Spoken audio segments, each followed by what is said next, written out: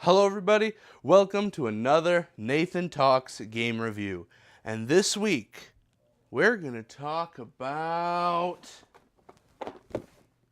this one, Tsuro.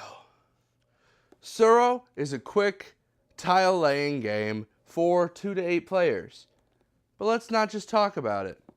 Come, I'll show you. This is Tsuro. It's still in its box. That's because it's so easy to set up. I thought I'd just set it up for you. So these are the instructions that come in the top. Here's the game board. You just unfold it like so. And you set out 1 stone for each player. I'm going to set up for a 3-player game. So I'm just going to grab 3 different colored stones. Oh, this bag doesn't come with the game. It's just something I did to keep the stones separate. And then you take a pile of tiles. A little bit of a tongue twister there. You give them a quick shuffle. All right, we are almost done with the setup. There's one thing left in the box, this dragon tile. Put that next to the tiles, but don't draw it. I will tell you what the dragon tile is for later. Alright, so each player chooses one of these little notches at the edge of the game board to start at. Each player has one of these stones, which represents your dragon. So 3 players might set up like this. Again, it is up to each player where to set their tile. So if the orange player wanted to set up right next to the green player, they would be allowed to do that, although it would not be very wise. So I'm going to set up like that. Then, after each player has chosen where to start, they get their starting hand of 3 tiles each. There's 3 for green, orange, and blue. So, blue is going to look at their 3 tiles. So on your turn, you play 1 tile. And the tiles have paths on them. When you play the tile, you must play it in front of your dragon. And then the path that touches your dragon, you must follow that path all the way to its end. Then, after you have played your tile and moved accordingly, you draw another tile from the deck. And play continues like so. Players play tiles.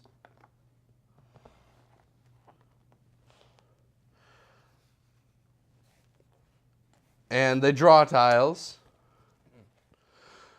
Eventually, you may get a situation like this. As we're playing now, it is the green player's turn. This is a couple turns later. The green player has to place a tile that makes them move. This tile will, however, also make the orange player move. The green player has their hand of 3 tiles. And if they could play one that would make the orange player go off the map, the orange player would be eliminated. If they play a tile that makes themselves go off the map, they could also be eliminated. So don't play a tile that does that. Also, if the green player were to play a tile that makes him run into the orange player, then both players would be eliminated. And blue would win by default. So green's going to look at their options, and he's going to end up playing this tile here. So green follows his path all the way to the end. Orange follows their path all the way to the end too. So in this scenario, both players lived. But green also could do this, which takes this, the green player could do. It would kill himself and not kill the orange player. Again, probably not his best move. However, if green plays this tile facing this direction, green, not very exciting, goes there. Orange takes a little journey and is eliminated. Play continues this way until all but one player is eliminated. If these two players, green and blue on the board, were to be eliminated at the same time, they would both be declared tied winners, but that's a little unsatisfying. So, play another game to get your one winner. The orange player, because they have hit the edge, is eliminated. Have knocked over their piece. Their remaining tiles are shuffled into the draw pile.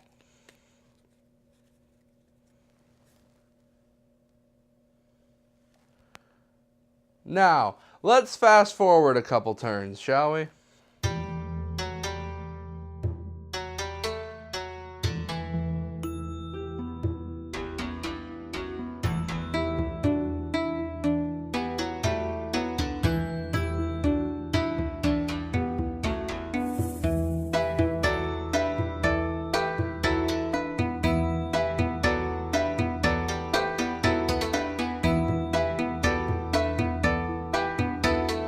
Alright, so now it is much later in our game. Both blue and green have both cornered themselves into different corners. And now it is almost impossible to get yourself out of a corner. So if you're playing wise, if you're playing with good strategy, you will never end up here. However, blue does have an option that gets them out of the corner. Green is not so lucky. Now, how do I know this is impossible? Well, you've got to follow every possible path. And as you see, no path green can connect to actually causes him to survive. So he plays a card that makes him die sooner rather than later. And blue, being the last player on the board, is declared the winner. A couple things. If the deck of tiles were to run out, because there is enough room on the board for all the tiles, however, many of the tiles will be in players' hands. So now, didn't even need to place that one. If one player has 3 tiles, and one player has 2 tiles, and they go to draw, and they cannot draw, they take the dragon tile. All this does is indicate that this player was the first player to not be able to draw a tile when they were supposed to. So later, if a player is eliminated, their tiles go into the draw pile.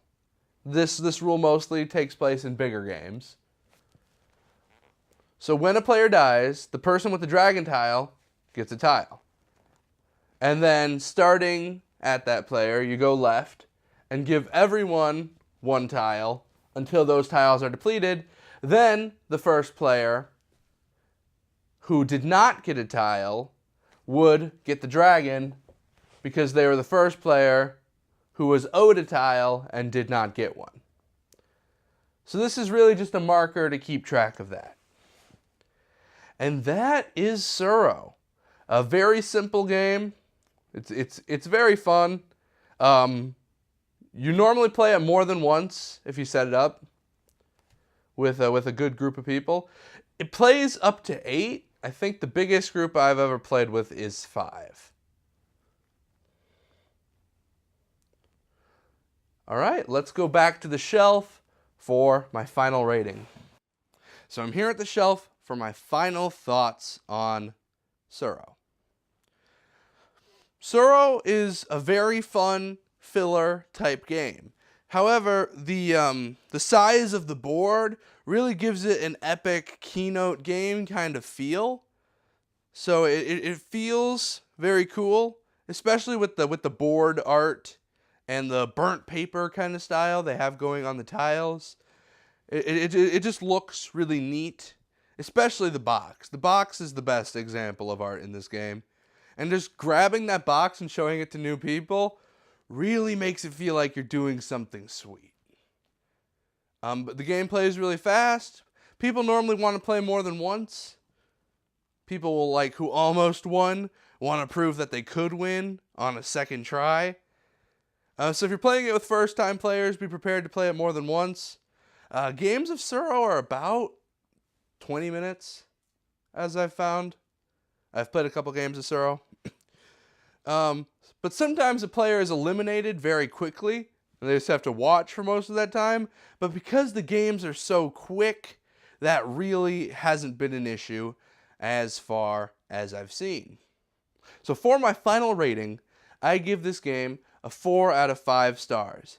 It's very simple, but also very fun, easy to teach. You can really play this with somebody of any age. It's very simple to understand. It's just the one concept of moving to the end of a path. However, the strategy is also there. Players who have played the game before are going to be better at the game. However, since you only have those 3 tiles to choose from, there is a little bit of luck, which can make newer players do better and can make older players get stuck. And that is Tsuro. I hope you'll join me next time for another Nathan Talks game review.